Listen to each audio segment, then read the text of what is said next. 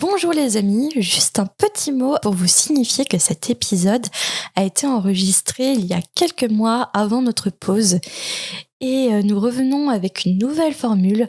Donc l'épisode a été monté un peu différemment par rapport à d'habitude et on s'excuse auprès de Camille dont la plume à papote a été supprimée et la volière aussi a été quelque peu coupée. On vous expliquera plus précisément sur nos réseaux le remaniement de la formule. Ouais, la plume à papote, c'est un peu l'introduction. La volière, on l'a réduit pour passer plus de temps sur le chapitre, mais il y aura toujours autant de discussions. Et aussi, le changement, c'est qu'on a ouvert un Patreon avec la sortie des épisodes une semaine avant et aussi des after-shows, c'est-à-dire des petits contenus bonus exclusifs à Patreon. Donc voilà, n'hésitez pas aussi à jeter un œil sur nos réseaux sociaux pour être tenu au courant de tout ça. Alors, où vous écoutez ce message, l'épisode que vous allez écouter est diffusé, mais également l'épisode que nous avons enregistré il y a quelques jours avec notre invité, dont on taira le nom pour l'instant pour laisser la surprise, est également disponible sur le Patreon avec un after show disponible pour tous les patrons. Voilà, on vous laisse avec l'épisode. Bonne écoute. Bye bye.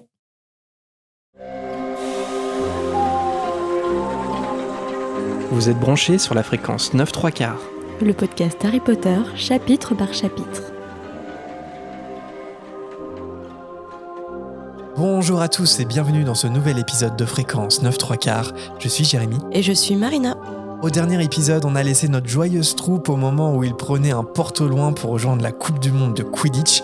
On les retrouve donc avec grand plaisir sur place pour les accompagner dans l'installation de leur camping. Au programme de ce chapitre, il va y avoir du montage de tente, un petit déjeuner en extérieur avec le réchaud, la queue au robinet pour avoir de l'eau, bref le camping version sorcier, ou plutôt version sorcier, qui tente de se faire passer pour des moldus. On va y faire aussi la rencontre de Ludo Verpé et de Barty Croupton, des personnages clés du 4e tome, ainsi que tout un tas de sorciers venus du monde entier, parce que dans ce chapitre, on découvre bien sûr que la culture sorcière ne se limite pas à l'école de Poudlard en Écosse, mais que la magie est bel et bien présente dans le monde entier. Avant de se plonger dans ce chapitre, on est ravis de recevoir notre auditeur Camille. Salut Camille, comment tu vas ? Je vais très bien, et vous, comment est-ce que vous allez ? Bah oui, ça va très bien. Si tout le monde est prêt, moi je vous propose qu'on pose tous le doigt sur la vieille botte porte au loin et direction le terrain de la Coupe du Monde de Quidditch. C'est parti. Harry Potter et la Coupe de Feu. Chapitre 7. Verpé et Croupton. Alors on retrouve notre joyeuse troupe de la Coupe du Monde de Quidditch qui vient d'atterrir sur le lieu grâce aux portes au loin. Harry et Ron finissent par se relever et ils remarquent qu'ils sont désormais dans un terrain vide et embrumé. Deux sorciers à l'air grincheux sont là pour les accueillir. Comme Arthur, ils sont habillés de façon étrange avec un mélange de tweed, de cuissarde, de kilt et de poncho, rien que ça. Encore une fois, mettez juste un t-shirt et un jean et ça fera l'affaire, les gars. Mais bon, l'un des deux... Après, si je peux me permettre, mais permets-toi. C'est qu'ils sont habitués d'être... Est-ce qu'ils ont des pantalons en dessous leur robe de sorcier ? Parce qu'ils ont l'habitude... Oui, parce qu'ils ont l'habitude d'être à l'aise. Et là, un jean... Putain, je suis désolée, mais on n'est pas du tout à l'aise dans un jean. Ça serre et tout. Quand tu connais pas le principe, c'est chiant. Alors que t'as l'habitude, toi, de traîner en robe et tout.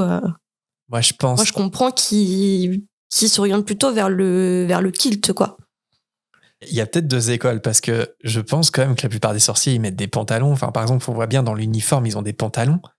Et sinon, c'est un peu bizarre, genre de... Je sais pas. Est-ce que dans les livres, ils ont des pantalons dans leur uniforme ? Mais je suis pas certain. Hein. Ah ouais, quand même. Est-ce qu'ils ont pas des robes de sorcier ? Ils ont des robes de sorcier tout du long, donc je sais pas s'ils portent un pantalon. Ouais, c'est Poudlard en Écosse, il fait moins 5 degrés dans le château. Mais mettre des collants. Des collants en laine. J'en sais rien. En vrai...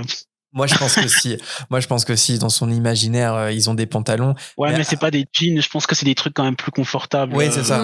Oui, c'est ça, je pense. Mais après, par contre, on va le voir un petit peu plus tard avec une petite scène drôle qui se passe. C'est que, effectivement, il y a peut-être des vieux... Mais pour moi, ça, dans mon imaginaire, ce serait plus des vieux sorciers qui portent que des robes. Mais je sais pas. Enfin bref. N'empêche que les sorciers, ils cherchent toujours un peu compliqué, quoi. C'est-à-dire, par exemple, au lieu de mettre un jean, ils vont chercher des pantalons de golf, ici, des kilts, des ponchos, bon. C'est l'excentricité des sorciers, on va dire. L'un des deux personnages s'appelle Basil, au vu du salut que lui envoie Monsieur Weasley.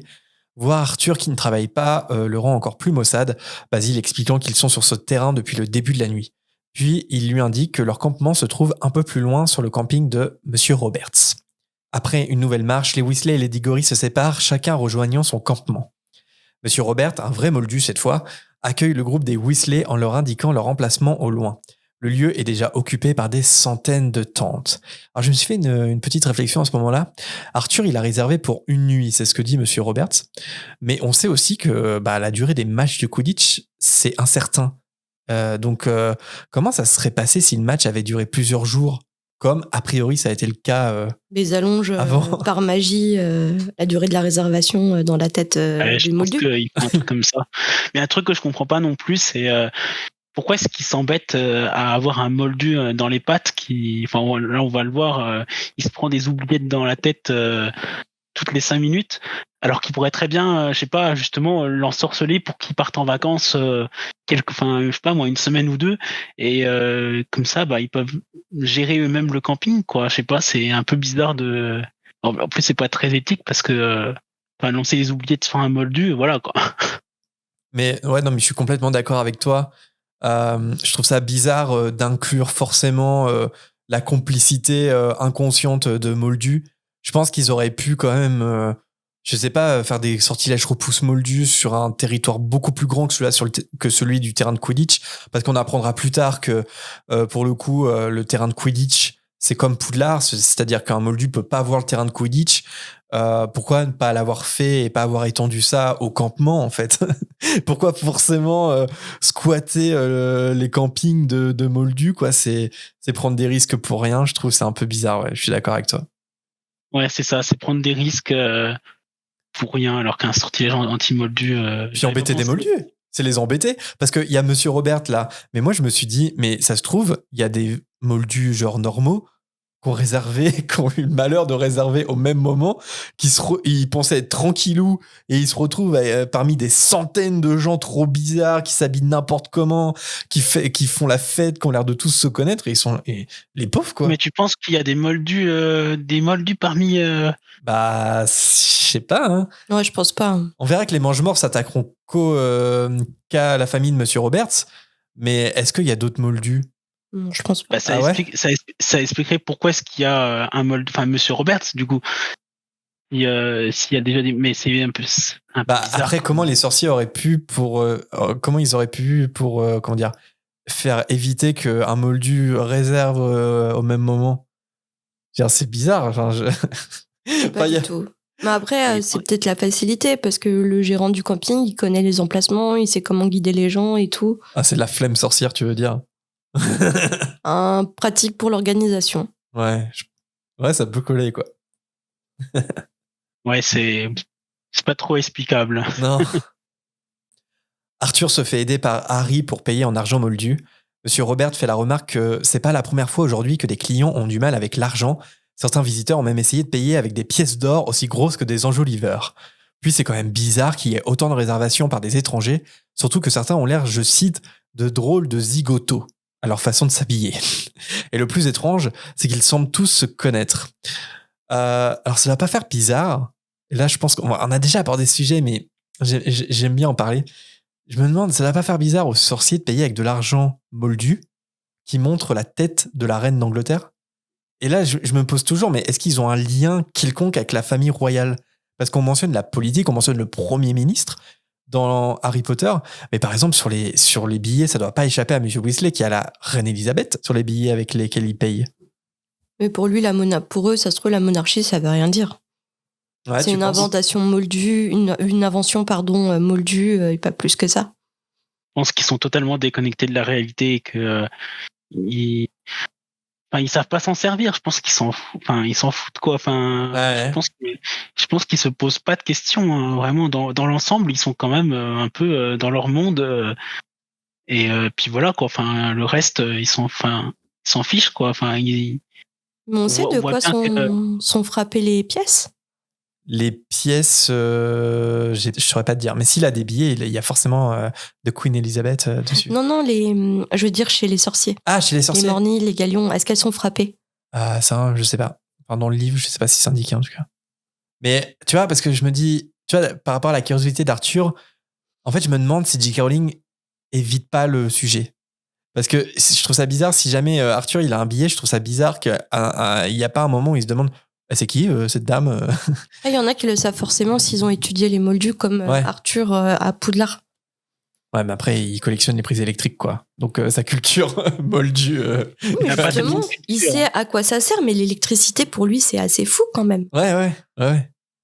Oui, mais il comprend pas vraiment ce que c'est. Enfin, j'ai l'impression qu'il est, il est un peu fasciné par les moldus, mais j'ai pas l'impression Il qu'il les comprend ait pas. étudiés. Et Parce que sinon, il saurait se servir de la monnaie. Enfin, je veux dire, ouais. je veux dire que se servir de la monnaie, c'est difficile. Surtout, c'est juste compter en base 10, c'est lui qui savent. Enfin, voilà. Ouais.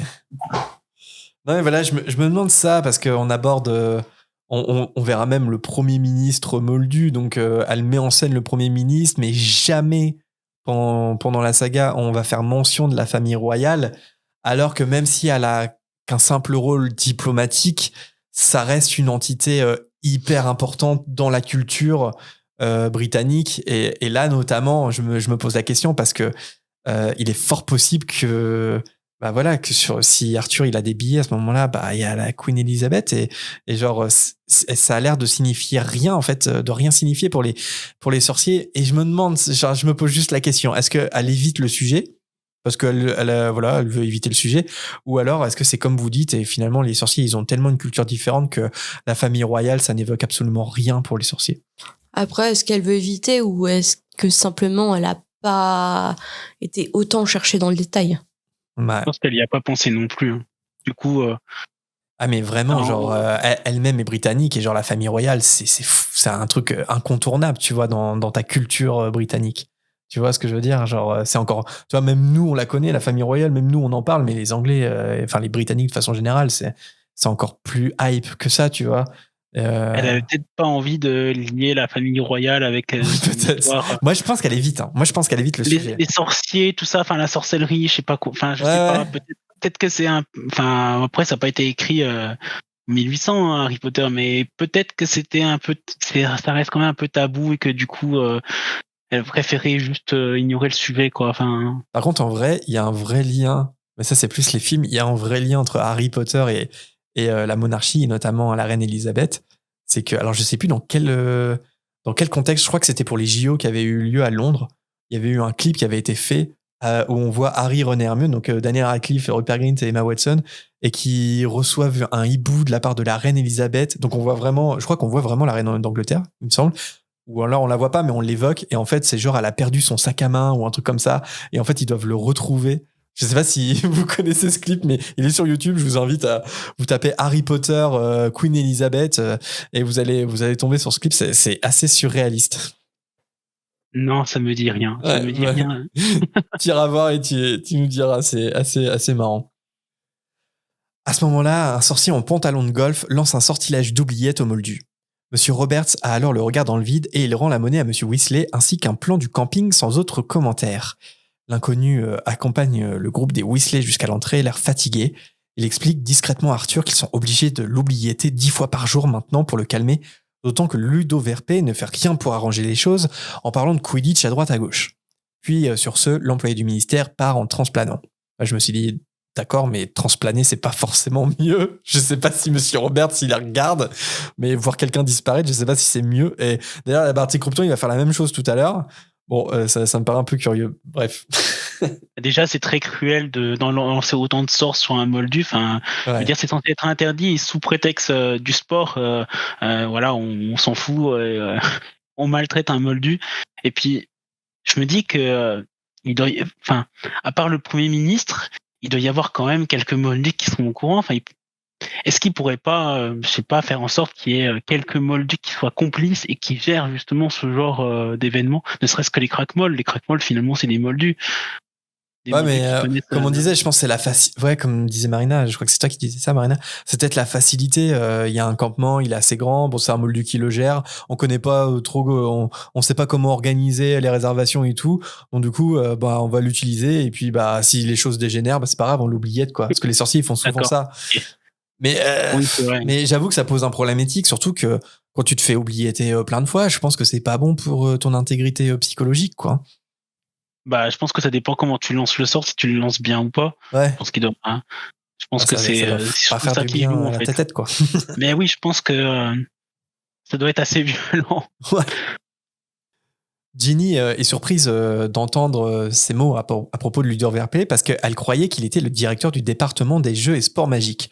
Son père lui confirme que c'est vrai, mais il lui répond que bon, voilà, c'est Ludo, la discrétion et la sécurité, c'est pas trop son truc, quoi. Mais à part ça, il est passionné par son travail et il a d'ailleurs lui-même été un batteur professionnel célèbre dans le passé. Là, je me suis dit, Ludo VRP, c'est un peu le David Douillet, quoi. Sorcier. C'est la même chose. C'est David Douillet.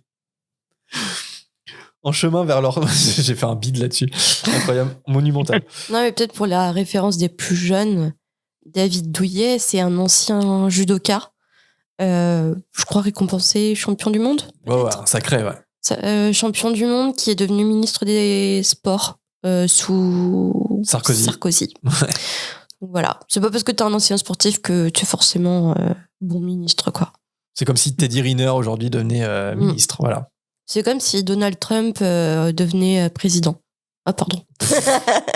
Attends, lui, c'était même pas le sport, lui, c'était la télé-réalité. Hein. My God. You're fired! Ouais, c'est ça. En chemin vers leur tente, la troupe passe devant de nombreuses tentes. La plupart sont similaires à celles des Moldus, bien qu'il y ait, par exemple, des cheminées sur certaines d'entre elles. D'autres occupants, néanmoins, n'ont fait aucun effort pour cacher leur statut de sorcier avec des tentes à plusieurs étages ou comprenant un jardin complet avec fontaine. Un appartement, quoi. Ouais. Une maison. C'est pour ça que j'ai du mal à croire qu'il y ait des moldus dans le camping, parce que en vrai, les gens ils font aucun effort, quoi. En tout cas, s'il y en a, j'espère que le ministère est au courant et qu'il les oubliette aussi.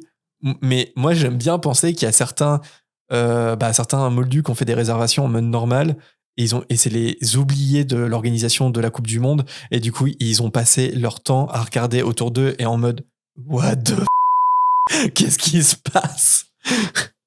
J'avoue. Je vais peut-être biper le what the parce que je sais pas, Spotify, je crois qu'ils commencent à être un peu relou. Même en anglais.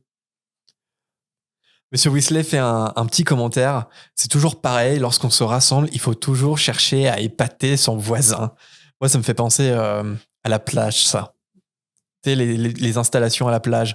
Il y en a, tu vois, c'est... Oui. Genre, toi, c'est vachement basique, t'as juste ton drap de bain et voilà. Et à côté de toi, il y a quelqu'un qui s'installe et c'est genre installation de compète. Ouais, mais est-ce que tu les envies pas, ceux qui ont Oui, les tu petits les envies sièges de fou. confortables avec les parasols, la glacière remplie à fond, alors que toi, t'as même pas de glacière, t'as pris ta bouteille d'eau qui est chaude au bout de 10 minutes et ton parasol, c'est de la...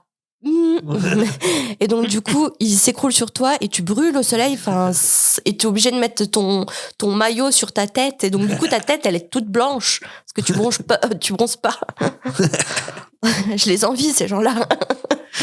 Ouais, y a la famille parfaite qui arrive et c'est genre confort. Les enfants, plus. ils ont les tentes, les bouées géantes, et puis ils ont un resto dans la glacière. Ils ont un resto, les gens. Ils ont même l'apéro et tout à partir de 17h. C'est incroyable. Limite, ils installent leur propre toilette et tout. Juste de la frime. Ouais. Le groupe parvient enfin à l'emplacement qu'il aurait réservé et sur lequel se trouve un écriteau qui affiche Weasley. Ça ressemble à Weezy. Weasley. Et puis, il y a un truc qui m'énerve aussi, c'est les fautes sur les prénoms et les noms de famille. Faites un effort, et surtout que nous, on a un nom de famille un peu compliqué et c'est un peu notre quotidien, les fautes sur notre nom de famille. Après, moi, j'ai cherché, j'ai pris ton nom, donc du coup, je savais ce qui m'attendait. Ouais. Ça, tu vois, genre, je suis un Weasley, ça m'énerve. Genre, Weasley, tu pourrais faire un effort, quoi. En fait, parfois, les gens, quand t'as un nom compliqué, en fait, c'est à la limite de l'irrespect. Tu vois, Ouais, pour moi, je le prends comme de en l'irrespect. fait, moi, ça me dérange pas d'épeler mon nom et de répéter plusieurs fois notre nom, ça me dérange pas. Mais quand les gens te disent ouais, ok, bon, ouais, c'est compliqué, ça va si j'écris ça? Bah non, parce que c'est pas mon nom. Mais le pire, c'est qu'on t'a fait épeler et tout, on t'a fait répéter, et au final, tu reçois genre le papier et en fait, c'est mal écrit, tu vois. C'est Ouais. pas si compliqué que ça, quoi. Voilà, c'était mon petit coup de gueule de la vie moldue. Arthur est ravi de leur emplacement car le terrain de Quidditch se trouve non loin derrière, de l'autre côté du bois.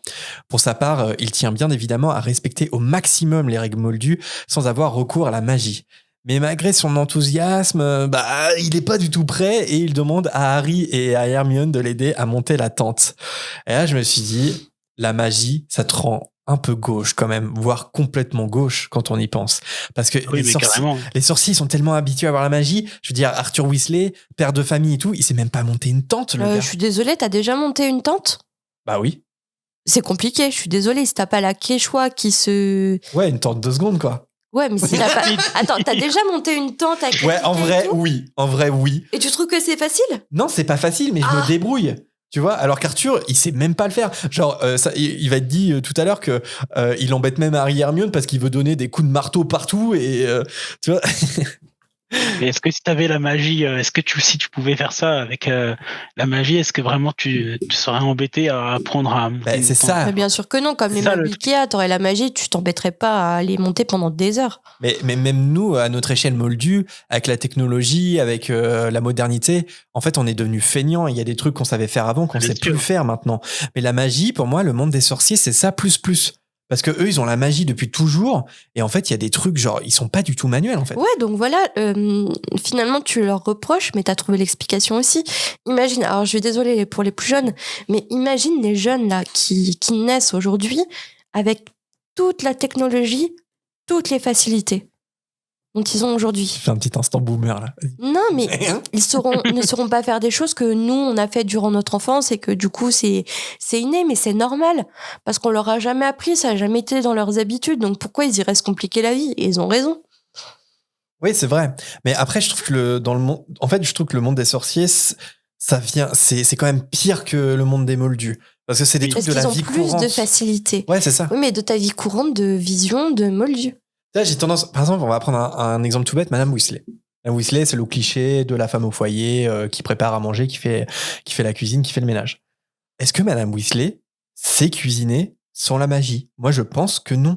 Alors que dans la vie moldue, par exemple, tu as un Thermomix, partenariat Thermomix, petit revirement bancaire.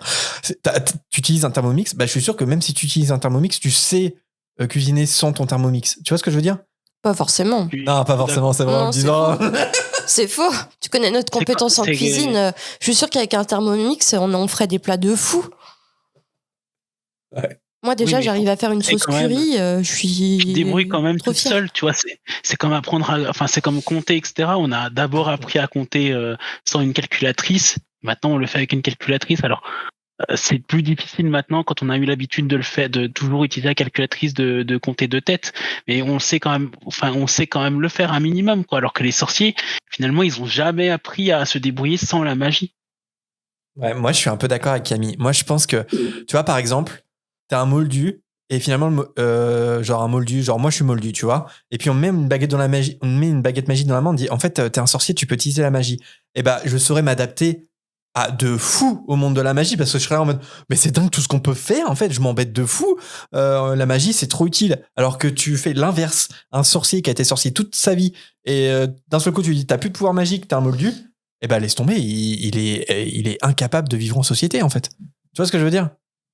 Je trouve C'est que ça... normal, c'est des nouvelles habitudes à prendre. Mais tu vois, je trouve que ça a sens unique en fait. En fait les sorciers, pour moi ils sont plus gauches que les moldus en fait, ils sont plus inadaptés que les moldus. Après, même au niveau de la magie, je pense que tu es plus ou moins à gauche. Je pense que faire à manger avec la magie, ça s'apprend aussi. Oui, ça s'apprend aussi. Oui, c'est vrai. C'est vrai. Mais vous voyez ce que je veux dire. Non, je suis pas d'accord avec toi. Mais si t'es d'accord avec moi. Une fois la tente montée, Harry et Hermione ont un petit doute. La tente fait bien moldu, pas de problème, mais elle est beaucoup trop petite pour tous les accueillir. Surtout après que Bill, Charlie et Percy les aient rejoints. Arthur avoue qu'il y a un risque, qu'ils sont un peu à l'étroit, mais une fois entrés à l'intérieur, Harry et Hermione comprennent qu'ils avaient eu tort de s'inquiéter. L'intérieur est celui d'une résidence à 3 étages, avec cuisine et salle de bain, ce qui fait rappeler à Harry la maison de Mrs. Figg. Arthur explique qu'il a emprunté la tente à son collègue Perkins. Ce serait pas fou si ça existait pour de vrai, ça, quand même. Ouais, non, mais j'avoue que une petite tente et à l'intérieur, avoir un vrai palace, ça serait assez incroyable. C'est clair. Ça me donne trop envie, perso. Et ce que je trouve intéressant, c'est une question que je me pose, parce qu'on voit le même type de magie qui est utilisé pour les voitures. C'est avec les Weasley aussi, d'ailleurs, les voitures du ministère. Mais je me demande, est-ce que c'est possible pour les maisons ? Par exemple, est-ce que le terrier, il a ce sortilège-là ? Est-ce qu'à l'intérieur, le terrier semble plus grand qu'à l'extérieur ? Je sais que le terrier tient grâce à la magie, mais Ouais, il tient, mais j'ai pas l'impression qu'il y a ça à l'intérieur des maisons. Et je me demande pourquoi, en fait. Parce que si on peut le faire sur des tentes ou sur des voitures, pourquoi pas le faire chez soi, en fait ? Genre les Weasley pourraient avoir une plus grande maison, par exemple. Je sais pas. ouais, mais peut-être que ça demande une magie très puissante et que et Et qu'ils ont- je pense que ça n'existe peut-être- pas, mais genre un sort monétisé, quoi. Parce que regarde la tente. Il aurait pu acheter une tente comme ça, sauf que ça coûte trop cher. Ça doit Ah ouais. être réservé à Ouais, des gens c'est ce que j'allais dire. Ouais, c'est ça. Et les maisons, ça se trouve, c'est pareil. C'est des maisons de base, construites de base, qui bénéficient d'un certain sortilège. Et c'est pas donné à tout le monde d'avoir une maison comme ça. Mhm. peut-être faire des papiers, des permis d'agrandissement, tout ça. Ouais. Mais moi, ça m'embête pas de vivre dans une tente si, en fait, à l'intérieur, c'est une maison. Mais oui, c'est peut-être rare, en fait. Harry, Ron et Hermione sont de corvée pour aller chercher de l'eau. Ron dit qu'il n'y en a pas besoin pour cuisiner puisqu'ils ont un four dans la tente. Mais Arthur insiste pour se comporter comme des moldus. En chemin, le plan à la main, le trio se rend au point d'eau tandis que le jour est maintenant levé. Ils sont alors capables de voir l'immensité du campement et le nombre impressionnant de sorciers venus des 4 coins du monde. Harry voit pour la première fois un enfant sorcier de 2 ans. C'est la première fois qu'il voit un enfant sorcier, en fait. Ce dernier fait gonfler une limace, une baguette à la main, avant que sa mère s'en rende compte et le gronde d'avoir encore pris la baguette de papa. Et lorsqu'ils s'éloignent, ils entendent l'enfant crier car sa mère a fait exploser la limace en marchant dessus sans la voir.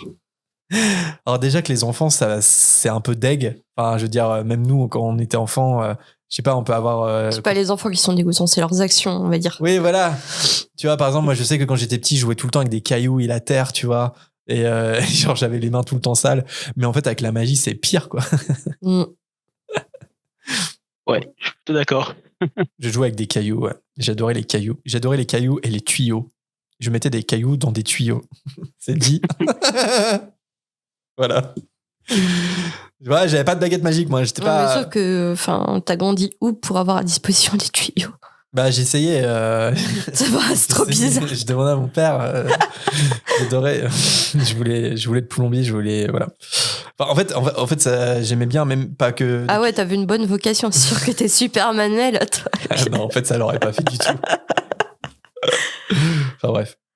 D'autres enfants sont sur des balais jouets et poursuivis par un sorcier du ministère qui rumine contre les parents qui font la grasse matinée. La plupart des occupants de leur côté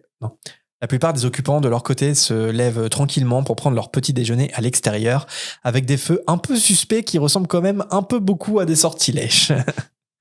Là, il est fait mention quand même qu'il y a 3 sorciers africains qui font cuire un lapin. Sauf que on est à l'aube, genre il est peut-être 7h du mat. Tu manges un lapin? Décalage horaire. Ah, désolé, hein. Je sais pas dans quel pays d'Afrique les sorciers font ça. Ça se trouve les moldus aussi, mais pour moi c'est un non. Ah, j'ai une grosse période salée le matin, moi. C'était... Ah ouais? Ah ouais, chorizo. Ah! Et chorizo ou saucisson le matin, sans souci. Hein. Mais encore maintenant ou ça t'est passé? Non, je déjeune plus trop maintenant, mais mais j'ai une grosse période quand j'étais plus jeune, comme ça. Bah, tu me diras, Pourquoi pas, hein. les Anglais ils font ça aussi. Hein. Ou des pizzas même. Hein. Ah ouais? Bacon, j'adore ça, hein, vraiment. Bacon, œuf le matin, si j'avais la force de me lever plus tôt, c'est ce que je ferais. Hein. Après, qui n'a pas mangé de la pizza froide un lendemain de soirée, on se le Ouais, c'est ce que j'y pense exactement. Bah ouais, carrément. Pour moi, pizza le matin égale. En fait, c'est pas le matin, c'est le midi, c'est un lendemain de soirée. Ouais. Ou tu t'es levé genre à 9h pour faire hey, j'ai faim. Ouais. Tu prends la pizza et après tu vas te recoucher. Ouais. Et elle a une saveur particulière, tu trouves pas? La pizza de lendemain de soirée. Comme les pâtes ou le fast-food à 4-5 heures du matin, tu vois. Ça a une saveur particulière. Mais on est d'accord que la pizza du lendemain, il faut pas la faire cuire, il faut la manger froide. Et c'est froide qu'elle est meilleure. C'est comme ça, c'est scientifique. Moi, je préfère chaud. Hein. Après, tu vois, je peux comprendre le délire bacon, œuf le matin, un peu à la version britannique. Par contre, un lapin, je comprends toujours pas, mais bon, passons. Ouais, c'est particulier quand même. C'est des hobbits. Il y a également des sorcières américaines qui font partie de l'Institut des sorcières de Salem et beaucoup d'autres sorciers qui parlent des langues étrangères. Et là, je vous propose juste une petite note Wikipédia sur Salem, parce que ça m'intéresse. Alors désolé Marina, je marche un peu sur tes plates-bandes de paranormal, de l'histoire du paranormal, parce que c'est ta passion. Mais juste Salem, ça m'intéresse par rapport au monde de la magie dans Harry Potter. Alors juste pour resituer, Salem, ça fait référence au célèbre procès de l'histoire coloniale de l'Amérique du Nord. Ça s'est passé à la fin du XVIIe siècle, entre 1692 et 1693, dans le Massachusetts, dans l'état du Massachusetts, aux alentours de la ville de Salem. Donc c'est pas que à Salem, en fait, c'est autour de Salem dans la région. Et c'est des procès pour lesquels une centaine de personnes vont être arrêtées et certaines exécutées, principalement des femmes accusées donc d'être sorcières. Voilà. Et c'est la chasse aux sorcières la plus importante de l'histoire de l'Amérique, et en tout cas la plus connue et la plus reprise dans la culture populaire. Et un truc que je savais pas, peut-être que Marina, toi tu savais, les historiens aujourd'hui encore, ils cherchent un consensus sur l'explication rationnelle de cette chasse aux sorcières. Alors juste pour le contexte, en fait, les victimes de cette soi-disant sorcellerie, c'était une colonie nouvellement installée dans la région, qui était attaquée par des groupes autochtones qui occupaient le terrain avant que les Anglais l'envahissent, en fait. Et donc, c'était un climat de violence et de danger des deux côtés, d'ailleurs. Les colons anglais et les autochtones qui occupaient le territoire. Et ce que je savais pas, c'est qu'une des théories principales pour expliquer qu'on est soudainement accusé des femmes de sorcellerie, ça pourrait avoir été causé par une hallucination due à des champignons vénéneux, plus précisément l'ergot de seigle. En gros, c'est un champignon qui a des effets proches du LSD aujourd'hui. C'est quoi la source? Parce que moi, j'ai d'autres explications que ça. Tout simplement, l'Église, les hommes, parce que les femmes qui étaient soi-disant brûlées pour sorcellerie, enfin pas soi-disant, qui étaient brûlées soi-disant pour sorcellerie, c'était des femmes, des sages-femmes qui travaillaient avec les herbes, qui avaient des connaissances médicinales, qui étaient des femmes indépendantes, des femmes en fait qui gênaient l'homme blanc pieux, quoi, en fait. Et c'est ça. Je connais aussi cette théorie. Pour moi, c'est ça, c'est que les femmes qui étaient attaquées comme sorcières, et celles qui effectivement utilisaient les herbes pour, je sais pas si on peut dire guérir, mais en tout cas c'était un peu le début de la médecine, quoi. Et forcément, ça déjà le fait que des femmes fassent, déjà de base les femmes elles sont pas bien traitées, quoi. Et le fait qu'elles soient, comme tu dis, Marina, indépendantes, ça a dû jouer. Puis bon, voilà, l'Église c'est aussi. Et il y a des hommes qui ont été brûlés aussi, mais parce que ces hommes défendaient ou protégeaient ces femmes-là généralement, donc qui finissaient avec d'autres punitions parfois, mais aussi sur le bûcher. Je crois que c'est un texte de l'Église qui a déclenché tout ça. Alors j'ai rien préparé, donc je veux pas dire de bêtises, mais il me semble qu'il y avait eu un nouveau texte qui a déchaîné les foules, et les gens préfèrent toujours interpréter le texte en leur faveur, et c'est toujours la femme un peu différente qui est attaquée, la femme impure, quoi. Parce qu'une femme, elle doit être mariée à 15 ans, elle doit faire des enfants, elle doit avoir moins de connaissances qu'un homme, elle doit obéir à certaines règles, et évidemment là oui, mais dans beaucoup de pays il y a eu des chasses aux sorcières, et à chaque fois c'était pour ces raisons. Oui, puis c'est aussi qu'il n'y avait pas tant de femmes qui étaient comme ça, donc c'était un peu comme elles sont pas majoritaires, forcément c'est toujours ça, hein, c'est que les minorités se font attaquer. Elles dérangeaient les hommes en fait. Puis je pense que c'est aussi comme ils comprenaient pas comment est-ce qu'elles arrivaient à guérir certains maux, etc. Bah pour eux, c'était de la sorcellerie, c'était une œuvre du diable. C'est pas logique puisque finalement, bah ça permettait de guérir les gens, quoi. Donc c'est pas de base, enfin dans ma tête, c'est pas ce que le diable ferait, mais bon. Et voilà, par exemple, malheureusement, quand elle tombait quand elle tombait enceinte alors qu'elle était célibataire, ben, on préférait croire que c'est le diable qui l'avait mis enceinte. Parce qu'évidemment, elle est impure de ne pas être mariée et d'attendre un enfant en étant célibataire. Tu vois, plein de choses comme ça. Ok, d'accord. Bah, c'est vrai que moi, c'était Wikipédia. Mais de toute façon, c'est vrai que a priori, il n'y a pas vraiment. Disons que les historiens ne sont pas tous d'accord. En tout cas, sur la chasse aux sorcières de Salem, précisément, ils sont pas tous d'accord sur Alors, une chose est sûre, les c'est tenants, les que aboutissants. Mais... elles n'étaient pas brûlées parce qu'elles avaient un nez crochu. Ouais. Alors, la sorcellerie, ça Oui, existe, évidemment. parce qu'aujourd'hui, bah, vous voyez bien, ça revient. Il y a des sorcières modernes. Oui, il y avait peut-être des sorcières à proprement parler elles faisaient des rituels à la lune, ou par exemple, on a déjà rencontré quelqu'un qui, par exemple, aujourd'hui, jardine avec la lune, mais comme les anciens, par exemple. Et rien que ça, de croire aux cristaux, de croire ben, c'est considéré comme être sorcière pour l'époque. Ça a un nom, ça. Les femmes, c'est pas des sorcières, je sais plus comment on appelle ça. Des Wiccans, peut-être. Oui, c'est ça, c'est ça. Tu parles de ça? Ouais, j'utilisais sorcière dans le sens large, mais je m'y connais pas plus. Faudrait demander à Candy. Ouais, une sorcière. Ok, tout ça, c'est très intéressant. Et en tout cas, ce qui est, je me permets de faire allusion à Salem parce que c'est quelque chose qui va revenir dans la saga Harry Potter et plus précisément dans l'univers étendu dans les Animaux Fantastiques, parce qu'on retrouve des allusions à Salem dans le premier volet.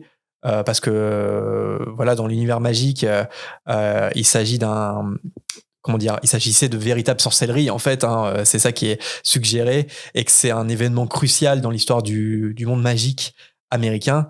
Et donc je citais le premier film des Animaux Fantastiques, et en fait dans ce film-là, on se rappelle que Mary-Lou Belbos, elle fait partie de la Ligue des Fidèles de Salem, et le but de cette organisation, c'est de provoquer à nouveau en fait une chasse contre les sorciers.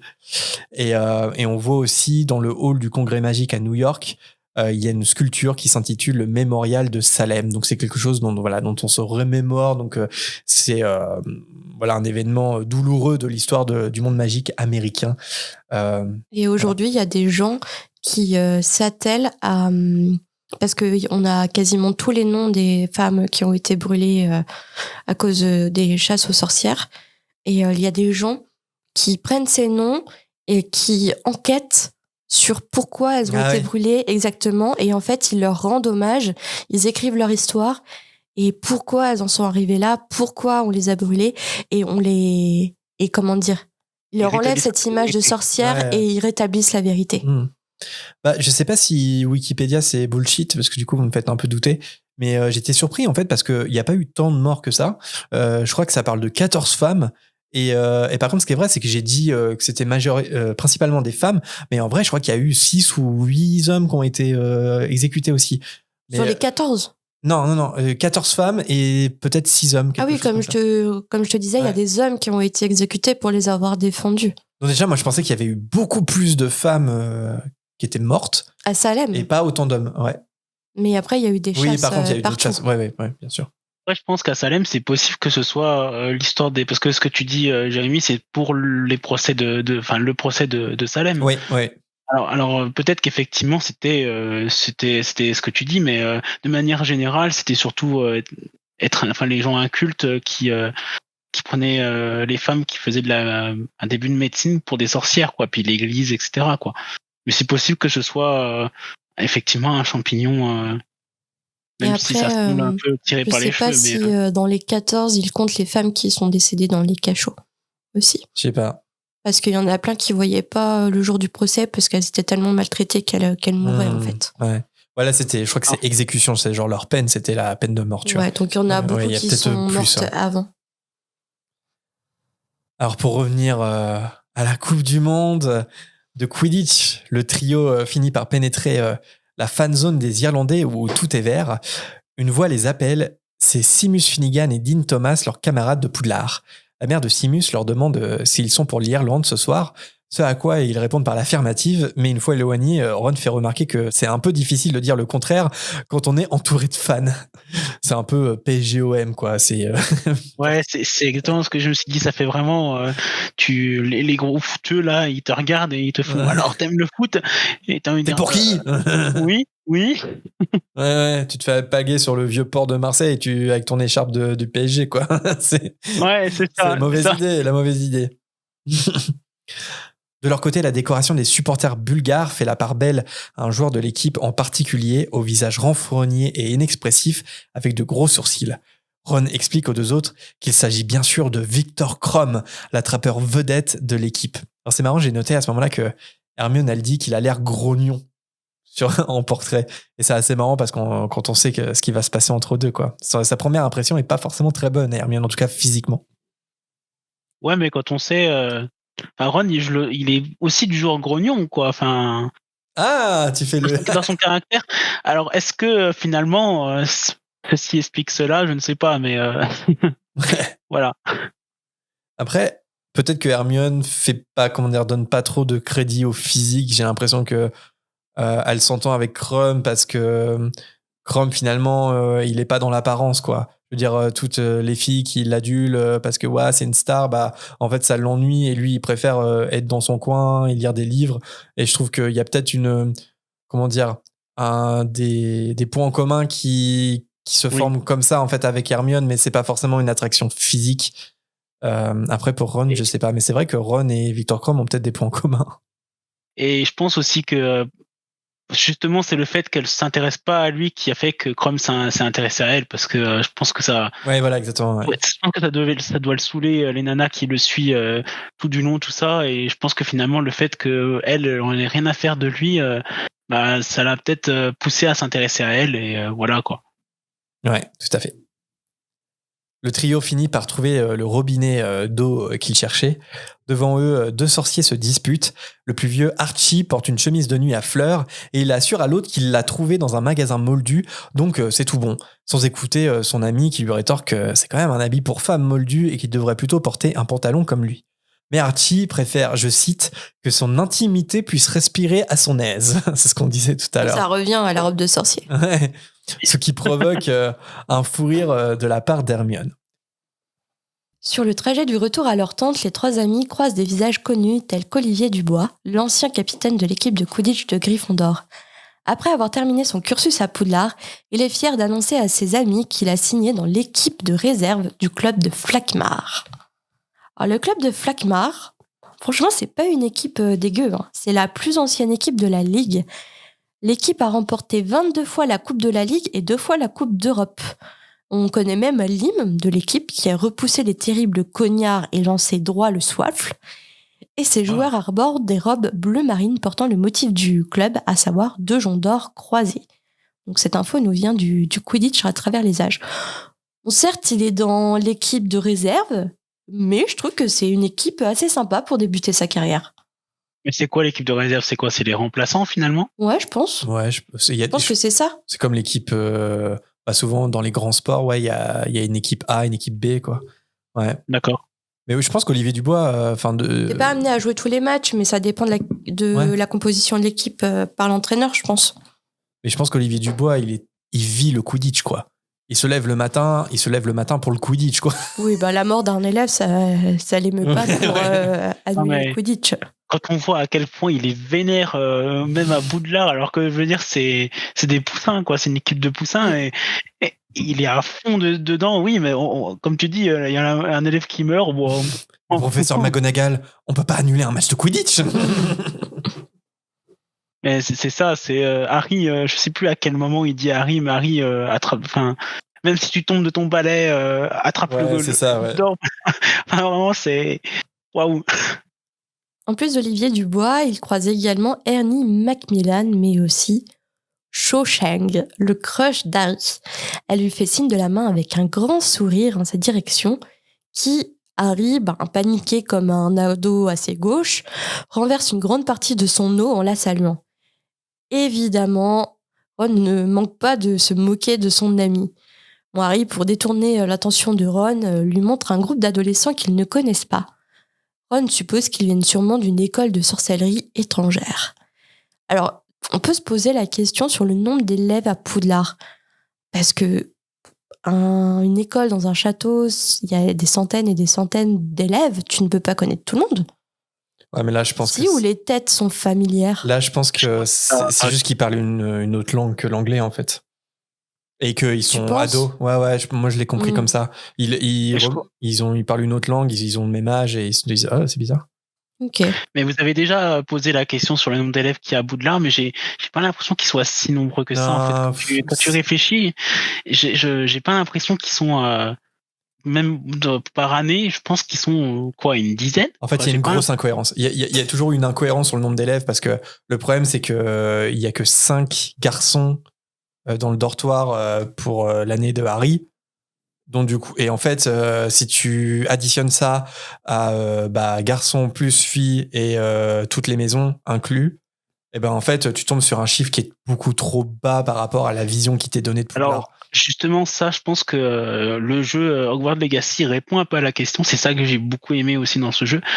C'est voir les pouvoir se visiter les dortoirs de Gryffondor. Enfin, moi j'avais choisi Gryffondor, et on se rend compte qu'en fait il y a pour les garçons comme pour les filles, en fait il y a plusieurs étages de dortoirs. C'est-à-dire que j'ai l'impression qu'en fait ils dorment peut-être par année. Peut-être par année, enfin, tu vois ce que je veux dire. Peut-être ou alors peut-être qu'il y a plusieurs dortoirs de première année, plusieurs dortoirs de seconde année. Donc non, mais peut-être. Mais après, le film a l'air de suggérer quand même que l'année de... Enfin, tu vois, même pendant la répartition, il n'y a pas beaucoup d'élèves, tu vois, qui se font répartir dans l'école des sorciers. Ouais, c'est vrai. Tu vois ce que je veux dire ? En fait, c'est bizarre. C'est bizarre. C'est difficile de se référencer au film parce qu'il ne peut pas non plus avoir une centaine de figurants, quoi. Mais moi, je mise plus sur, je dirais, une dizaine d'élèves par année. Une dizaine. Entre 10 et 15. Et après, si on additionne, je pense que c'est assez cohérent. Alors Ron pense que c'est une école de sorcellerie étrangère, puisque son frère Bill a eu un correspondant qui étudiait dans une école de magie au Brésil. Savez-vous comment ça s'appelle ? Alors je pense que Jérôme t'a fait tes recherches, je suis sûre. Non, et le nom m'échappe là. Je sais quelle question tu vas poser. Camille, tu sais quel est le nom de l'école de sorcellerie au Brésil ? Pas du tout. C'est pas genre... Attends, je peux essayer de deviner. Vas-y. C'est pas un truc genre Abradascad... Non. Brascaban... Non. Ça ressemble à Azkaban ? Non. Ok, non, je confonds avec autre chose. Non, je sais plus. Castello Bruxo. Ah, ouais, j'avais le Broxo dans... Ouais, Castello Broxo. Elle accueille tous les étudiants venus de l'Amérique du Sud. Et c'est un immense édifice carré de pierre dorée qui est comparable à un temple. Et ça se situe en pleine forêt tropicale. Et j'espère qu'il y a un sort contre l'humidité parce que... Mais c'est surtout... dans une forêt tropicale, 100% d'humidité. C'est surtout si c'est la seule école de magie dans toute l'Amérique du Sud, ça doit être une école qui doit être énorme parce que statistiquement, ça doit accueillir beaucoup plus d'élèves que Poudlard. Poudlard, c'est juste la Grande-Bretagne. Moi, je compare ça à une sorte de temple maya. Ouais. Mais un peu comme l'école, je crois qu'elle a cité qu'une école sur le continent africain. C'est pas Ouagadougou, je crois, le nom de l'école. Ouais. Et c'est la seule qu'on connaît. Mais s'il y a qu'une école sur le continent africain, l'école, elle doit être immense. Parce que si déjà, en Europe, tu as une école en Grande-Bretagne, une école en France, une école en Europe de l'Est, et encore, il y en a peut-être d'autres qu'on connaît pas. Alors, je sais pas si c'est les mêmes dialogues dans toutes les parties de Hogwarts Legacy. Je peux en parler d'un dialogue dans Hogwarts Legacy ou c'est... En plus, t'es au tout début, donc je pense que c'est bon. Ok.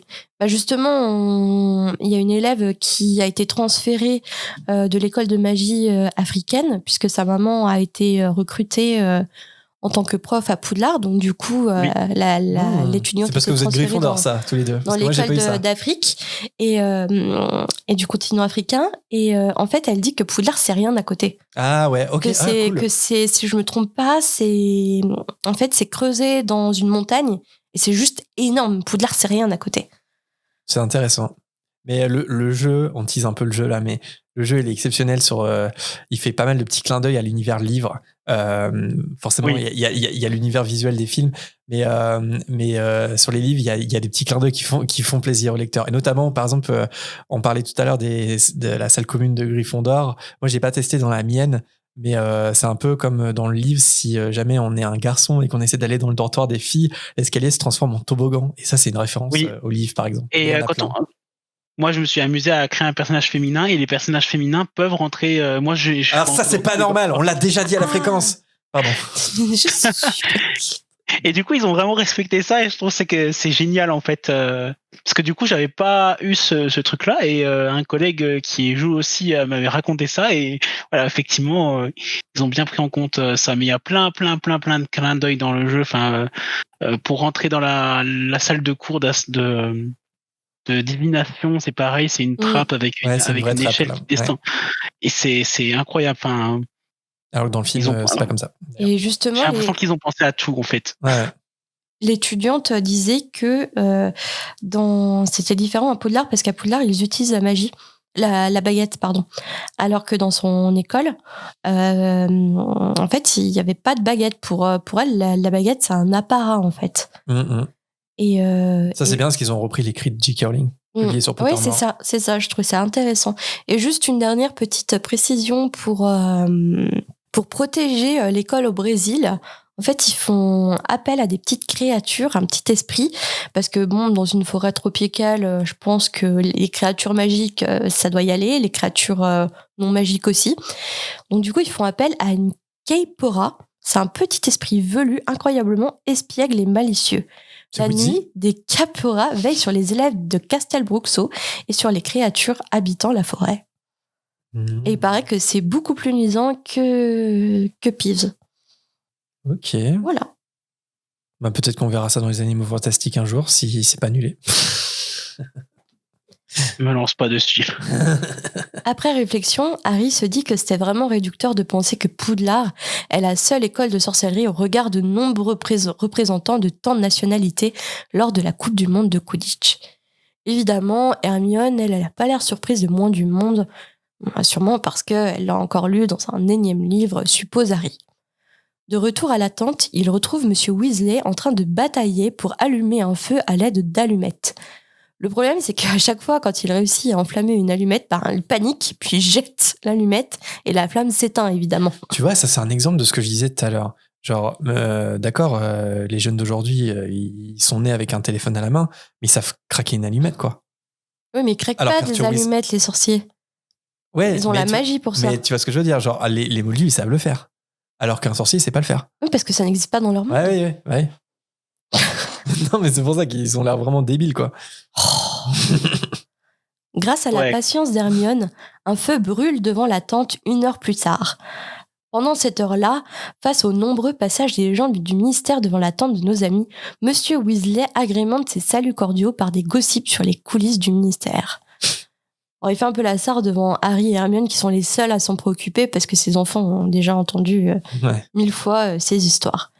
Ils ont notamment vu passer Quebert Foscret, chef du bureau de liaison des Gobelins, Gilbert Fripmin, qui fait partie de la commission des sortilèges expérimentaux et qui a des cornes sur la tête depuis un moment. Arnold Bondupois, un oubliator, membre de la brigade de réparation des accidents de sorcellerie, et Morose et Funstar, des langues de plomb. Mais Harry et Hermione n'ont jamais entendu parler des langues de plomb. Monsieur Weasley leur explique qu'ils travaillent au département des mystères, mais personne n'en sait plus sur leur rôle au sein du ministère. C'est le métier qu'on avait choisi dans le dernier épisode. C'est ça. Pendant le repas, Monsieur Weasley salue Ludo Verpet qui s'avance vers eux, l'air ravi, un magnifique temps, une organisation sans anicroche, parfait. Mais le groupe de sorciers qui passe derrière Ludo Verpet ne semble pas aussi détendu que lui. En le voyant, Percy, petit hypocrite, n'hésite pas à lui serrer franchement la main malgré l'avis tranché qu'il a eu la veille sur les compétences de Ludo Verpet. Monsieur Weasley en profite pour lui présenter ses enfants et Harry. Évidemment, le regard de l'employé du ministère se dirige droit vers sa cicatrice. Monsieur Weasley en profite pour faire les présentations officielles en indiquant que c'est grâce à Ludo Verpet qu'ils ont eu de si bonnes places à la Coupe du Monde. D'ailleurs, ce dernier propose à Arthur de parier sur l'issue des matchs. Monsieur Weasley se lance et parie 1 galion sur la victoire de l'Irlande. La mise paraît décevoir un peu sur Ludo Verpet. Mais les jumeaux, qui sont un peu moins frileux que leur père, proposent 37 galions, 15 mornilles et 3 noises que l'Irlande va gagner, mais que Crum va attraper le Victor. Et en plus de ça, à leur mise, les jumeaux ajoutent une baguette farceuse. Moi, ce qui me perturbe à chaque fois, c'est que j'aimerais bien connaître comment on appelle ça, la devise. Ouais, Enfin, la valeur du taux de change, en fait, des galions, des mornilles et des noises, en fait. On sait on suppose, du coup, qu'un galion, c'est pas fou. Bah, je sais pas, ça a l'air beaucoup pour les Weasley, par exemple. Pour les Weasley, oui, mais pour pour Ludo Verpès, c'est un peu décevant. Le galion, c'est je crois qu'il y a les noises. Ensuite, il y a les... Il y a les mornilles et les noises. Mornilles, noises, et ensuite galion. Donc galion, c'est... je sais pas, j'ai toujours vu ça comme 1 euro. Je sais pas. Mais pour moi, ça fait peut-être plus. Pour moi, c'est plus. C'est un peu comme... Pas comme... ouais, non, pour moi, ça fait plus. Je sais pas comment le dire. Peut-être un peu plus parce que 37 galions, etc., c'est la totalité des économies des jumeaux. Je vois un peu ça comme entre les francs et l'euro. Genre, 1 euro, c'était, je sais pas, 6 points quelque chose francs. Genre un peu ça, genre un galion, c'est peut-être 7-8 euros en vrai. Je sais pas, pour moi, j'ai l'impression que le galion vaut un peu plus cher. Mais après, c'est... Encore une fois, le monde de la magie a tellement son indépendance, a tellement sa propre culture que c'est bizarre d'accoler un montant financier moldu sur le monde de la magie parce que c'est pas le même fonctionnement, quoi. Donc c'est pour ça que je sais pas s'il y a un consensus vraiment objectif sur combien coûte un galion, combien coûte une mornille, combien coûte une noise. Mais je crois qu'on peut savoir par exemple le prix d'une baguette. Je crois que c'est dit dans Harry Potter. Donc du coup, faudrait comparer au studio Harry Potter, genre combien coûte la baguette. Percy est choqué que ses frères puissent proposer une baguette farceuse à un ministre, mais Ludo Verpet, lui, il est impressionné par la qualité de la baguette et propose même aux jumeaux de leur en offrir 5 galions. Qu'est-ce qu'il va faire avec ça ? La reproduire et la vendre plus cher. Oui, tiens, ça irait bien à Ludo Verpet, ça. Ouais, c'est carrément son genre. Faisant fi de la réprobation de Monsieur Weasley de voir ses 2 garçons parier, Ludo Verpet inscrit tout de même le nom des jumeaux sur son petit carnet de paris. Ludo demande à Arthur une tasse de thé en attendant qu'il puisse repérer Barty Croughton. Il ne comprend rien à ce que le Premier ministre bulgare peut lui raconter et la connaissance de centaines de langues étrangères de Barty Croughton peut être précieuse dans ces cas-là. La conversation glisse sur Bertha Jornskins. Verpet est persuadé que c'est encore sa mémoire qui lui a fait défaut et qu'elle est sûrement perdue comme d'habitude et qu'un jour elle va revenir comme si de rien n'était. Arthur lui suggère timidement qu'il serait peut-être temps d'envoyer des agents pour la chercher. Mais Ludo Verpet lui répond que c'est ce que Croughton lui suggère assez régulièrement, mais qu'ils n'ont pas assez de personnel. Juste un petit truc juste avant sur les langues. Il y a un truc, ça c'est vraiment l'humour de J.K. Rowling, ça me fait rire. Il est cité quelques langues que c'est parlé Barty Croughton et une des langues c'est la langue de bois. Donc Barty Croughton c'est parler la langue de bois. Donc a priori dans le monde magique la langue de bois, je sais pas ce que c'est. Mais ça signifie autre chose que dans le monde moldu. Voilà, juste ça m'a fait marrer. Mais je trouve aussi que le fait que Ludo se fiche totalement, j'ai déjà oublié le nom de la meuf qui ouais, c'est ça, Bertha. Le fait qu'elle ait disparu, qu'ils disent oh bah c'est comme d'hab, sa mémoire lui joue des tours. C'est vraiment une nonchalance. Je sais pas, c'est quand même un employé. C'est quand même une collègue de boulot, c'est quand même une personne, et elle s'est perdue, c'est pas grave, quoi. C'est un peu l'image de ce qu'il est. Ouais, après, ça lui est déjà arrivé par le passé, disparaître et de revenir. Ouais. Mais quand même, par acquis de conscience, tu cherches un minimum si elle va quand même bien. Oui. Surtout avec les moyens qu'ils ont. T'inquiète pas quand ton chat il disparaît 3 jours parce qu'il a déjà fait, mais là c'est quand même une personne, quoi. Je sais pas, c'est. Ouais. Mais Ludo Verpet, il est un peu comme ça, je veux dire, il se tracasse pas. Par exemple, il dit ah mais tout va bien, tout est excellent, et tu vois, il y a ses collègues du ministère derrière qui sont en train de courir dans tous les sens, et lui, mais non, il y a pas de problème. Pareil. Ça me fait trop penser aux gars dans un projet, vous savez, les projets de cours là où on est 4, il y en a toujours un qui en fout pas une, et bah oui, ça s'est très bien passé. Ouais, c'est ça. Oh bah ça s'est très bien passé le projet, bah oui, les 3 autres. On va avoir la moyenne, c'est facile. Ouais, c'est ça. Et les 3 autres, ils ont passé des mois à bosser, puis lui, il va récolter tous les tous les lauriers, quoi. Levez la main, ceux qui nous écoutent, les ludo-verpés parmi vous. Dénoncez-vous.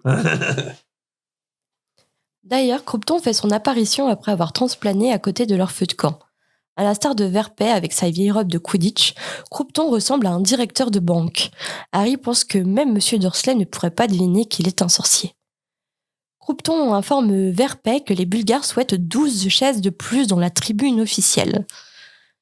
Percy, tout en courbette, propose à son patron une tasse de thé. Croupton accepte cette proposition de la part de Weasley.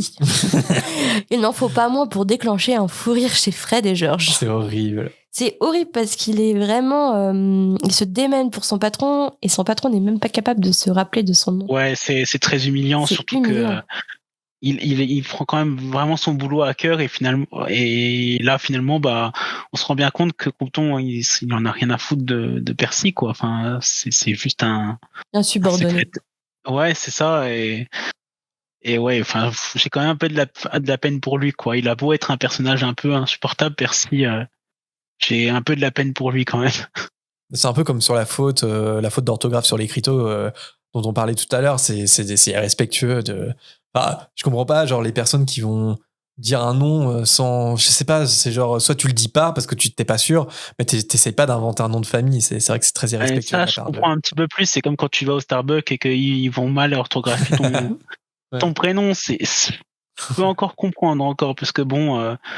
Je sais pas comment est-ce qu'ils font les réservations, mais bon, s'il y a beaucoup de monde, etc., ils ont peut-être pas trop le temps de vraiment orthographier les noms de tout le monde, mais à l'oral, c'est un petit peu plus irrespectueux, je trouve, mais à l'écrit, bon.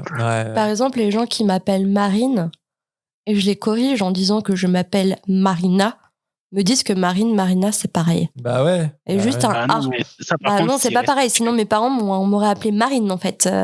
Non, mais ça, c'est irrespectueux, par contre. Parce que, tu tombes une fois, mais après, tu dis pas, bah non, c'est pareil. Ça, par contre... Bah ouais. Ah, vous appelez Jean-François ? Bah, si je vous appelle François-Jean, c'est pareil, non ? C'est juste, c'est dans l'autre sens. Bah, je vous appelle François-Jean, maintenant. N'importe quoi. Arthur et Barty se lancent dans une discussion passionnante sur l'embargo des tapis volants. Bon, apparemment, c'est un sujet politico-politique, parce que pour info, en Angleterre, les tapis volants sont considérés comme des artefacts moldus par le Bureau des enregistrements des objets à ensorcellement prohibés. Et apparemment, un certain pays voudrait introduire les tapis volants comme mode de transport familial en Angleterre, en fait. Donc, du coup, ça pose des questions de normes, etc. En fait, ça a existé, puis ça a été rendu prohibé, et puis là, ensuite, ils veulent faire revenir les tapis volants, quoi. Je pense que c'était trop dangereux, en vrai. Moi, je monte pas dessus. Hein.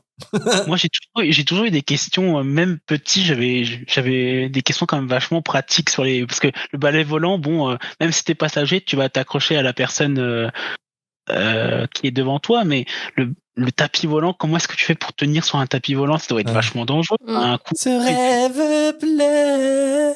Tu veux vraiment me casser les oreilles durant cet enregistrement ? Non, mais J'avais aussi cette image en tête. Hein. En fait, depuis le début de l'enregistrement, j'ai dit à Jérémy, par contre, je t'entends super fort dans mon casque. Là, à tel point que je l'entends tellement fort, on peut pas régler. J'ai qu'un écouteur sur mes oreilles. Objectivement, je parle pas plus fort. Il fait que de crier depuis le début de l'enregistrement. Tu me casses les oreilles, littéralement, je suis désolée. Mais...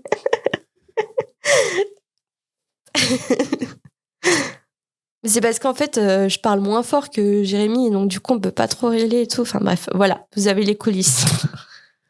Par la suite, la conversation s'oriente sur la quantité de travail apportée par la Coupe du Monde. Mais Ludo Verpet, à l'inverse de Barty Croupton, semble s'amuser comme un petit fou. Surtout avec ce qu'il s'organise à Poudlard. Ouh. Mais Barty Croupton change de conversation en rappelant à Verpet qu'il devrait aller voir le Premier ministre bulgare. Mais il n'oublie pas de remercier Weasley pour sa tasse de thé. Il n'a même pas bu, je crois. Alors, non, il la vide. Ouais. Alors on sait que Percy et Monsieur Weasley sont au courant pour ce qui se passe à Poudlard, mais ils ont interdiction d'en parler aux étudiants. Donc là, ça commence un peu à teaser sur sur le tournoi des 3 sorciers. Ouais, parce que ce que fait VRP, je veux dire, Percy, il a fait exactement la même chose la veille, hein, donc bon. Mais je crois que Bill aussi est au courant. En fait, je crois que tous les adultes, les adultes en fait sont au courant. Tu t'as dit Bill ? Ouais. Ouais, Bill, il est au courant parce que c'est lui qui fait les dragons, non ? Oui, c'est lui. Pour le C'est lui. tournoi des 3 sorciers. Oui, puis à un moment donné, il dit moi j'aimerais bien retourner à Poudlard cette année. Ah non, c'est Bill ou Non, Charlie, c'est Charlie. pour je confonds C'est Charlie. tout le temps. C'est Charlie Je qui élève les aussi. dragons en Roumanie et qui a appelé pour. Ouais. Bah, je pense qu'il y a que les enfants entre guillemets qui sont pas au courant. Hein. La nuit tombe alors que tous les sorciers présents attendent le début du match. Pour les faire patienter, les vendeurs ambulants font le tour des allées. Ron a économisé tout l'été pour ce moment. Harry, lui, se précipite vers un chariot de multiplètes. C'est un objet qui permet de voir et revoir des actions, de faire des ralentis et de faire de l'image par image au merveilleux prix de 10 galions. En gros, c'est une mini-caméra, quoi. Ah, c'est quand même mieux parce que tu peux refaire des rewinds, regarder au ralenti ce que tu viens de voir. C'est ce que tu peux faire sur l'iPhone, non ? Ah ouais. Bon, c'est vrai que je suis un boomer, j'utilise pas Mais de toute façon, l'iPhone, il coûte pas 10 galions, je pense. ouais. Ron regrette maintenant d'avoir dépensé toutes ses économies dans un chapeau à trèfle et dans une figurine de Crumb. C'était le mélange de Crumb et Trump. T'imagines, il a acheté une figurine de Trump. Mais Harry commande 3 multiplètes pour ses amis et devant la gêne de Ron, lui dit que ça sera son cadeau de Noël pour les 10 ans à venir. Hermione, elle, de ce côté, se charge de l'achat des programmes. Un grand gong se fait entendre. Et c'est le moment qui indique le début de la Coupe du Monde et Arthur est tout excité.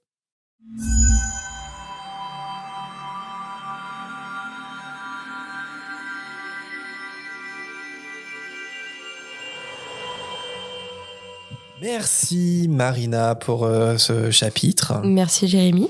Merci à Camille pour nous avoir accompagnés. C'était un plaisir. Merci à vous de m'avoir invité. Mais c'est pas encore terminé puisque là, avant la volière, il nous faut choisir un personnage qui nous a particulièrement marqué. Camille, si tu devais retenir un personnage en bien ou en mal dans ce chapitre. Je pense que ce serait Arthur parce qu'il s'amuse comme un petit fou à imiter les moldus et c'est assez drôle toutes les actions. Son enthousiasme. Ouais, c'est ça. Et toi, Marina ? Moi, c'est Ron, juste pour la fin, il m'a fait penser à moi, il a économisé pour s'acheter plein de goodies. Il dépense tout son fric pour des trucs nuls. Et à la fin, il est dégoûté. Ouais, parce qu'il voit un truc, genre, j'ai plus d'argent pour acheter ça, pourquoi ? Ou c'est un peu toi au resto. Genre, tu vas réfléchir 10 000 ans, genre, tu vas comparer et tout, puis finalement, tu vas partir sur un plat et tu vas goûter le mien, tu fais « Oh, j'aurais dû prendre ça !» Et moi, un peu en lien avec mon titre, je prendrais Ludo VRP, en fait. Je prendrais Patrick Chirac. Juste pour son impertinence, son côté chill, alors qu'en fait, il devrait être en full panique et en fait, il y a tout lui glisse dessus. Enfin, voilà. Je choisis Ludo VRP. Il est maintenant temps de passer à quelques hiboux sonores qu'on a reçus dans la volière.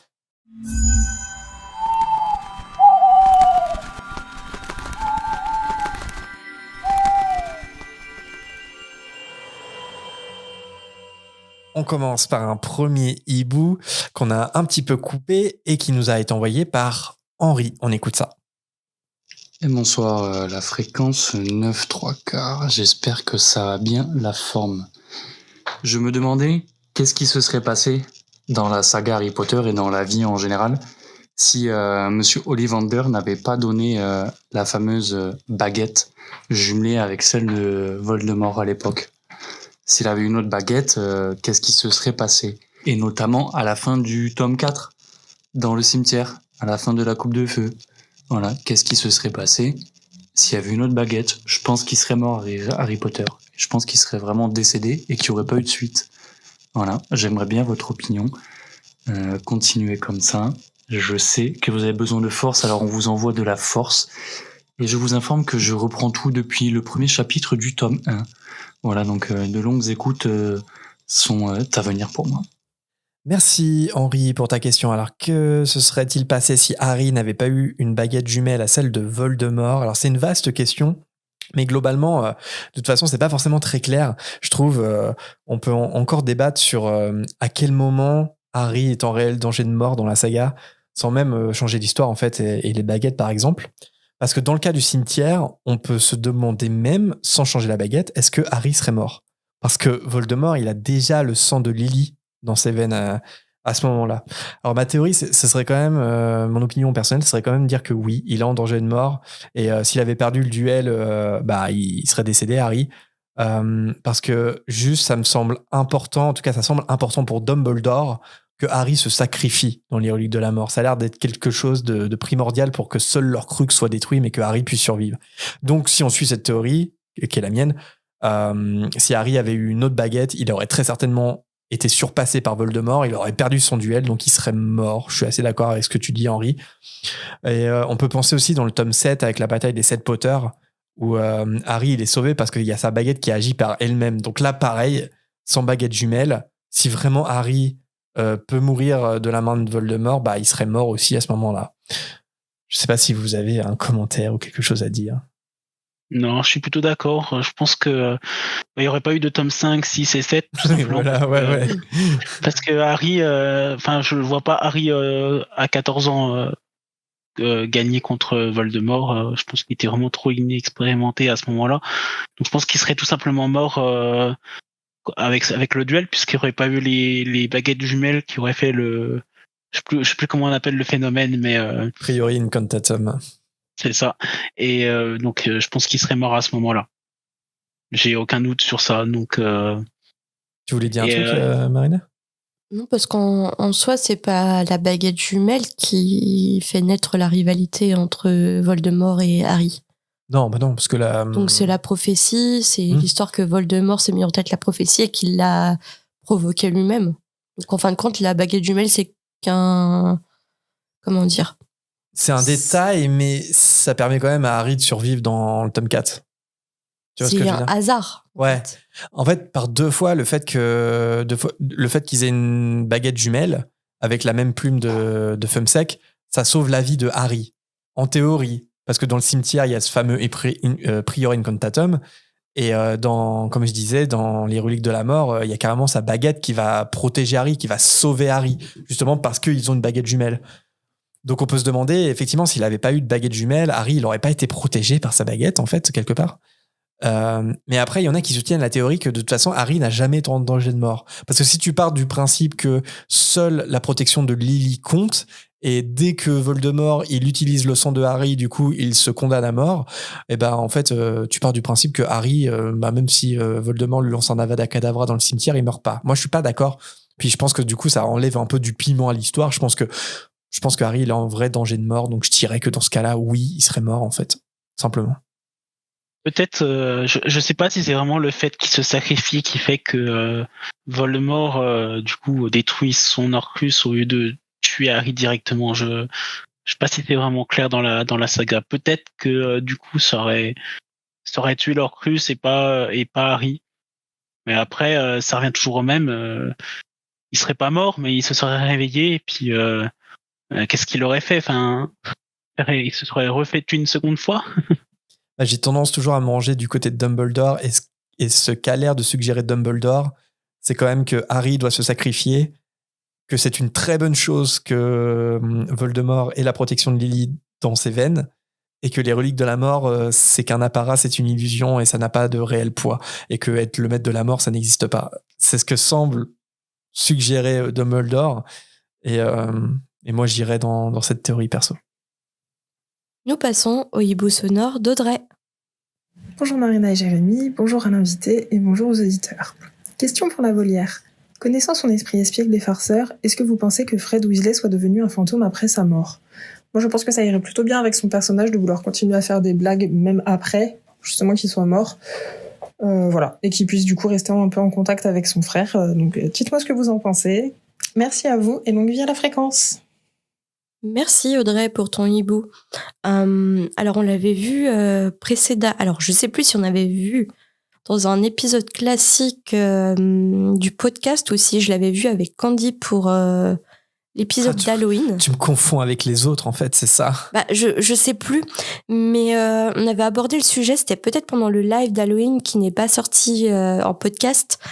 On avait abordé le statut de fantôme chez les sorciers et on disait que être un fantôme chez les sorciers, c'était vraiment quelque chose de négatif parce que ça voulait dire que tu étais bloqué, que tu avais forcément un message à faire passer, si mes souvenirs sont bons. Par exemple, on voit bien Nick Cadiz en tête, il est pas heureux d'être un fantôme. Il est morose et souhaitait que, parce qu'il y a plusieurs théories qui disent que Fred deviendrait le nouveau fantôme de Gryffondor. Et finalement, c'est pas souhaitable parce que être à l'état de fantôme, c'est être dans une sorte d'entre-deux, en fait, où tu ne peux pas être avec ta famille. Finalement, tu les vois, mais tu peux pas vivre avec eux comme tu le souhaiterais. Tu t'es au milieu des sorciers, mais tu ne peux pas vivre comme eux. Et finalement, il vaut mieux aller dans la lumière. Et il faut souhaiter que Fred soit allé dans la lumière et qu'il puisse être libéré de la mort, en fait. Ouais, je suis d'accord. Vas-y, Camille. Je pense pareil. Je pense que, enfin moi, mon avis, c'est que Fred a continué après la mort. Je le vois pas rester bloqué en fantôme parce que, comme tu as expliqué, rester bloqué en fantôme, ça veut dire que tu as peur de la mort, ça veut dire que t'as pas envie de continuer, que t'es pas prêt à aller de l'avant. Et je pense que Fred, il est justement, il a quand même un état d'esprit très très libéré, tout ça. Enfin, je pense il est heureux de sa vie, etc. Et que bon, il s'est battu, il est mort, mais voilà, je pense qu'il passe à autre chose et il va continuer après la mort, quoi. Nous passons au hibou sonore de Léa. Coucou la fréquence. Alors j'avais une petite question à propos de l'handicap à Poudlard. Comment ça se passerait si un élève serait aveugle ou un serait impossible de marcher parce qu'il serait paraplégique depuis son enfance? Parce qu'on sait que quand les blessures proviennent d'un sortilège, elles sont impossibles à guérir quasiment. Donc si elles proviennent pas d'un sortilège, ça veut dire qu'on peut les guérir facilement. Donc ça voudrait dire qu'un enfant serait possible de retrouver la vue ou l'usage de ses jambes. Mais du coup, ce serait pour savoir si est-ce qu'ils entreprenaient ce type de mesures et que après du coup ils devraient réapprendre à marcher ou à voir, ou si ils utilisaient d'autres méthodes, comme ils seraient aidés par des professeurs, par exemple, pour se déplacer dans le château avec tous les escaliers. Voilà, bisous. Merci Léa pour ton hibou. Alors c'est vrai que Poudlard, niveau normes PMR, c'est pas le top, quoi. On n'y est pas. Avec tous les escaliers, etc. Donc on peut laisser supposer que, et heureusement qu'un élève avec un handicap peut être scolarisé à Poudlard.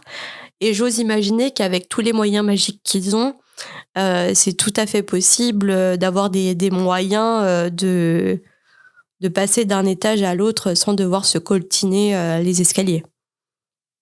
Moi, je suis d'accord pour le coup. Là, la magie, elle peut quand même aider. Alors, on n'a pas d'exemple dans la saga Harry Potter, mais parce qu'on peut pas non plus passer tout en revue. Mais oui, je pense qu'il y a des moyens. Alors pour le coup, s'il y a un exemple, bon, c'est pas dans les films ni encore une fois, c'est dans Hogwarts Legacy.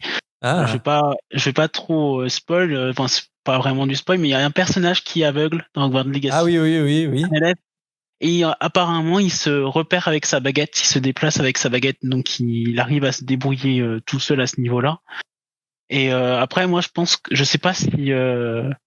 Moi, j'en ai déduit du coup que si la personne naît avec un handicap comme être aveugle, peut-être que c'est pas, comment dire, tu peux pas être guéri parce que t'es né comme ça. Non, ouais. Après, je pense que, à contrario, si tu te fais mal, etc., je pense que ça se guérit facilement. Et après, voilà, c'est toujours une histoire de recherche finalement, en fait. Enfin, il faut trouver la bonne potion pour guérir les bons mots. Donc, rien ne dit que peut-être qu'à l'époque d'Hogwarts Legacy, on pouvait pas rendre la vue, et peut-être que 100 ans plus tard, à l'époque d'Harry Potter, c'est possible. Là-dessus, je dirais, je pense pas que la magie puisse soigner des handicaps lourds. En tout cas, j'espère que c'est pas le cas pour soulager la conscience des sorciers qui vivent en marge des Moldus. Parce que imaginons que la magie, elle puisse, tu vois, genre un moldu tétraplégique, en fait, la magie, elle permet de retrouver l'usage de tes jambes. Bah, c'est quoi cet égoïsme de vivre retranché dans ton coin et pas venir en aide au moldu? Moi, je dirais, j'espère que la magie permet pas de guérir les handicaps, parce que sinon, c'est horrible. Je pense qu'ils sont vraiment égoïstes à ce point-là. Ah ouais, tu penses? Ah ouais, t'as pas à tendre avec le monde de la magie, hein? Bah, quand on réfléchit bien, je veux dire, il y a plein de trucs qu'ils pourraient faire pour aider les moldus. Ils le font pas.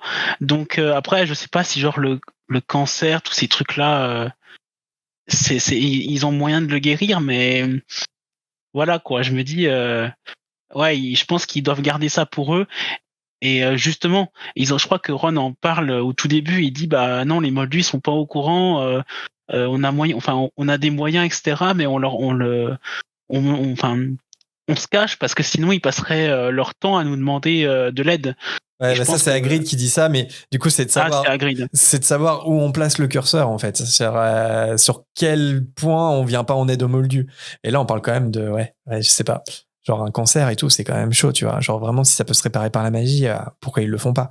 Je sais pas, moi genre pour soulager ma conscience de Potterhead, je dirais que c'est pas possible. Bah peut-être, peut-être que c'est pas possible, mais je vois mal pourquoi. Ouais. Peut-être qu'ils n'ont juste pas cherché, hein. Peut-être qu'il n'y a pas forcément de cancer chez les sorciers, et puis du coup ils cherchent pas forcément à guérir de cette maladie-là, quoi. Cette volière est terminée, on est à jour jusqu'à fin janvier à peu près. Encore un peu de patience si vous nous avez contacté à partir de cette date. Et si vous êtes un ou une habituée de l'émission, vous savez déjà que pour candidater à la volière, il suffit de nous envoyer un message vocal d'1 minute environ, soit en message privé sur nos réseaux sociaux, soit par mail à l'adresse fréquence934@gmail.com. La description est là pour vous aider avec tous les liens où vous pouvez nous retrouver. On est sur Insta, Twitter, Facebook ou encore Discord. D'ailleurs, c'est sur ce serveur qu'on vous attend. Ça vous intéresse de discuter avec d'autres auditeurs. On a passé les barres de 1500 inscrits. Il y a du monde. Et c'est là-bas aussi que se déroulent les candidatures pour participer à une future émission, comme l'a fait Camille, par exemple. Bon, Camille, c'était super cool de faire cet épisode avec toi. Est-ce que tu as passé un bon moment? Oui, c'était très bien. Merci pour l'invitation. C'est pas décevant, quoi. Non, du tout. Bon bah ça fait plaisir en tout cas, surtout qu'on a fait l'épisode d'avant sans auditeur parce que des trucs d'agenda on n'avait pas pu, donc ça fait plaisir de retrouver un auditeur et Camille, bah tu reviens quand tu veux. En tout cas si t'es intéressé, n'hésite pas à nous recontacter pour un futur chapitre. D'accord. Je sais pas s'il y a un chapitre plus tard dans la saga qui t'intéresse particulièrement, t'hésites pas en tout cas. J'y réfléchirai. Pour finir, on remercie les auditeurs qui s'abonnent, qui nous laissent des étoiles sur les différentes applis d'écoute, voire même des commentaires. C'est toujours un plaisir de vous lire. On fait un coucou à Jeanne d'Arc, rien que ça, Jeanne d'Arc, fan d'Hermione et Étoile du Lynx, qui ont partagé un commentaire récemment sur Apple. Autrement, si vous nous découvrez, sachez que vous pouvez retrouver ce podcast sur la plupart des applis. Spotify, Apple Podcasts, Deezer, YouTube, Podcast Addict, Google Podcast, Amazon Music et quelques autres encore, comme ça vous arrange le plus. On termine, tradition oblige, par citer les auditeurs et auditrices qui nous soutiennent sur Tipeee au moment de cet enregistrement. Corsetilou, Mathilde, Lowlax, Mugiwara, Julien BD, Yonde, L'Arithmocien, Chloé, Priscilla, Camille, Lucie, Bispac, Virginie, Pamela, Florine, Pokipims, Ini, Laure, Louison, Aurélien, Kimi Doc, Kali, Mathilde, Miss Boukine et Florine. Ça nous touche de voir cette liste s'agrandir. Un grand merci à tous. Même les plus petits galions nous aident énormément. Donc si vous le voulez et si vous le pouvez surtout, n'hésitez pas à soutenir la fréquence et aider notre projet à être accessible à tous gratuitement. Vous n'êtes peut-être pas sans savoir que j'ai lancé une chaîne Twitch récemment aussi en complément du podcast. Et la chaîne est désormais affiliée. Ça veut dire que vous pouvez aussi nous soutenir là-bas en vous abonnant à la chaîne Twitch, soit avec quelques galions ou gratuitement avec votre abonnement Amazon Prime, ce qui peut être un bon plan. Certains ont déjà commencé à le faire, c'est incroyable. Merci à vous, bien sûr aussi. On a déjà hâte de vous retrouver pour le prochain chapitre où ça va jouer au Quidditch. Ouais. Youhou. Super. Il s'agira bien entendu de cette fameuse finale de Coupe du Monde qu'on va suivre ensemble en podcast. D'ici là, portez-vous bien et à bientôt. Bye bye.